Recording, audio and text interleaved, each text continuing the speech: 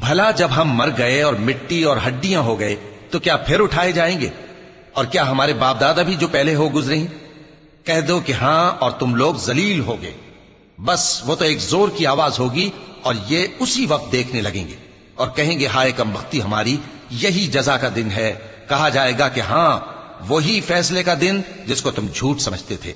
فرشتوں کو حکم ہوگا جو لوگ ظلم کرتے تھے ان کو اور ان کے ہم جنسوں کو اور جن کو وہ پوجا کرتے تھے سب کو جمع کر لو، یعنی جن کو اللہ کے سوا پوجا کرتے تھے، پھر ان کو جہنم کے رستے پر چلا دو اور ان کو ٹھہرائے رکھو کہ ان سے کچھ پوچھنا ہے۔ تم کو کیا ہوا کہ ایک دوسرے کی مدد نہیں کرتے؟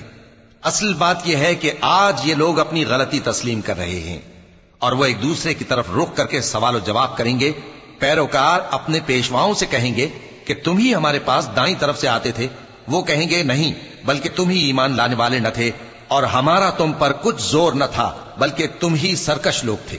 سو ہمارے بارے میں ہمارے پروردگار کی بات پوری ہو گئی کہ اب ہم عذاب کے مزے چکھیں گے۔